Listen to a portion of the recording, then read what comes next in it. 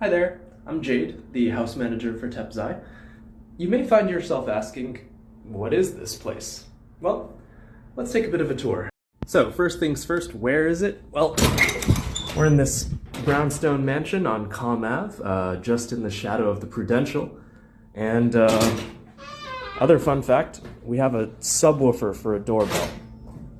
When you enter, you'll find yourself greeted by our rush chair, which during rush we set out front and actually have someone sit in it, as well as some squid pro squid, as well as a chandelier which occasionally fills with squeaky ducks, and, just like any other good frat, composites. Anyhow, we now find ourselves in the center room, so called because it is in the center of the house, and with it comes a player piano, which actually does work.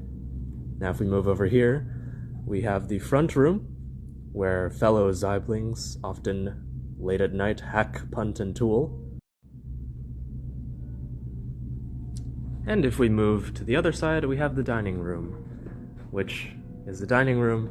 There are fridges, of course, with nice food. The dining room features an individually addressable LED display. 60% of the time, it works every time.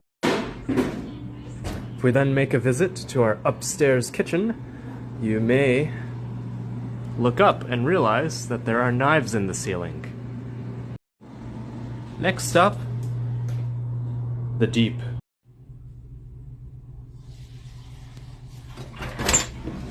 First things first, we have our own laundry. It's free.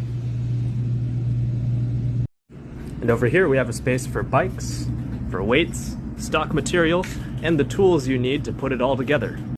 And over here we have our closet with the Tepophone system, which at one point in history before mobile phones would allow you to call any room in Tep from any other room. Now it hosts our Raspberry Pi that allows you to open the back door from upstairs. And on the other side we have an industrial kitchen, which you'll get to see used tomorrow.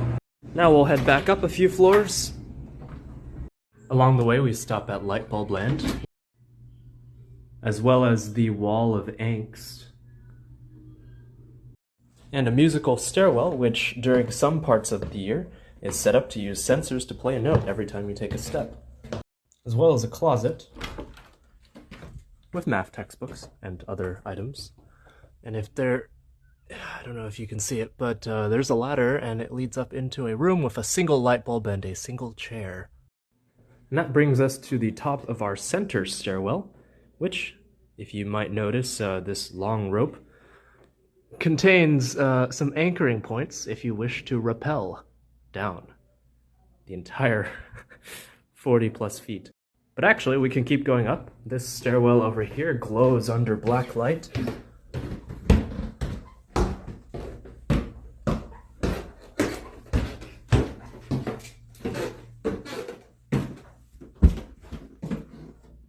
I'll need to fix that at some point.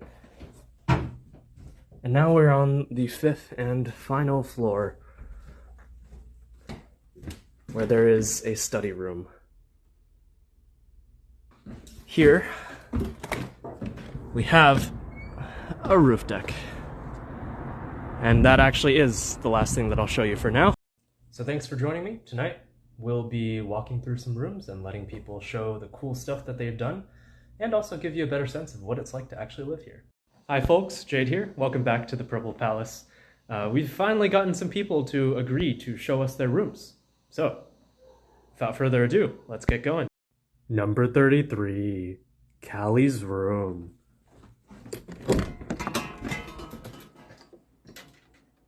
Hello. So, yes, this has a cargo net. Fun fact about the cargo net. Do you want to explain? Yes. So interestingly enough, this cargo net, unlike a lot of things that are hanging from ceilings, is not limited by weight, but rather by volume, because it has extremely sturdy fastenings into the ceiling, which means that if all you're putting in here are people, you can easily fit 22 people or more without any problems.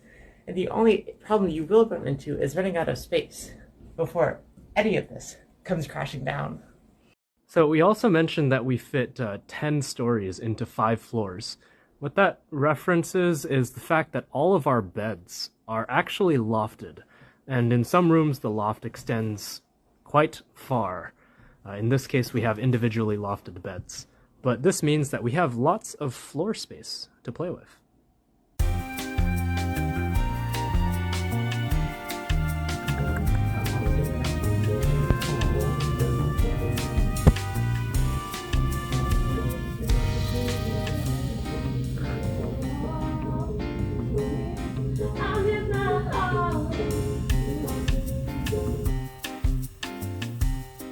Now for number 43. This room is usually occupied by Antar, who has unfortunately gone downstairs to consume a snack, but instead we have Callie. Say hi, Callie. Ahoy, mateys. Yes, this is a pirate-themed room, and it has... Do you want to try and demonstrate with your lack of upper body strength? Very nice. But yeah, it's quite fun.